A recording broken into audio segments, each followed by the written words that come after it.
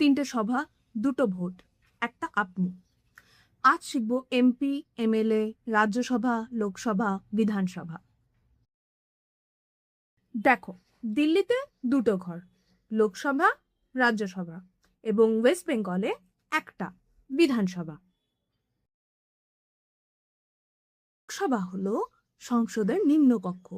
543টা আসন বিশিষ্ট এই লোকসভার এমপি বা মেম্বার অফ পার্লামেন্টের নির্বাচন করে কারা জানেন? আপনারা, আমরা সবাই। আমরাই সবাই ভোট দিয়ে নির্বাচন করি এমপিদেরকে। কেন? কারণ তারা আমাদের সবার কথা ভেবে আইন তৈরি করবে কেন্দ্রীয় স্তরে, বাজেট পেশ করবে।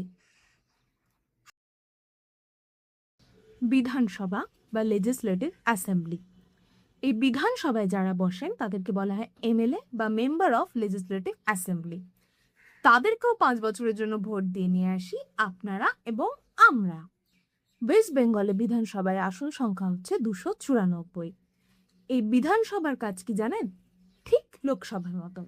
লোকসভায় যেমন কেন্দ্রীয় স্তরে আইন বানানো হয়, বিধানসভাতে কেবলমাত্র রাজ্যের আইন বানানো হয়। ইয়েস, রাজ্যের নিজস্ব আইন। যেমন রাজ্যের পুলিশ, রাজ্যের প্রশাসন, রাজ্যের জমি বাড়ি, এগুলো নিয়ে পার্টিকুলার যে আইনগুলো রয়েছে সেগুলো বানানো হয় বিধানসভাতে। এই লোকসভা আর বিধানসভার বসকে জানেন? কার কথায় বন্ধ হয়ে যেতে পারে কোনো এমএলএ এমপির মাইক? কে নির্ধারণ করে দেয় সময়? কে নির্ধারণ করে দেয় কে কতক্ষণ কথা বলবে, কি কথা বলবে? That is speaker. এই লোকসভা এবং বিধানসভার মেন বা হেড হচ্ছেন স্পিকার।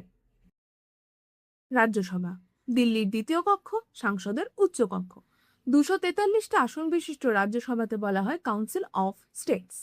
এই রাজ্যসভার এমপিদেরকে কারা নির্বাচন করে জানেন? আপনি বা আমি নয়, এমএলএরা। এক্স্যাক্টলি 6 বছরের জন্য নির্বাচিত হন তারা। তাদের প্রধান কাজ হচ্ছে লোকসভায় পাশ হওয়া বিলকে পর্যবেক্ষণ করা। এই রাজ্যসভার বসকে জানেন? উপরাষ্ট্রপতি। পাওয়ারের প্রথম সুইচটি কিন্তু আপনার হাতে, তাই ভোট অত্যন্ত বিবেচনা সাপেক্ষ ব্যাপার। এরকম লিগ্যাল টিপস পেতে ফলো করুন লবাসকে।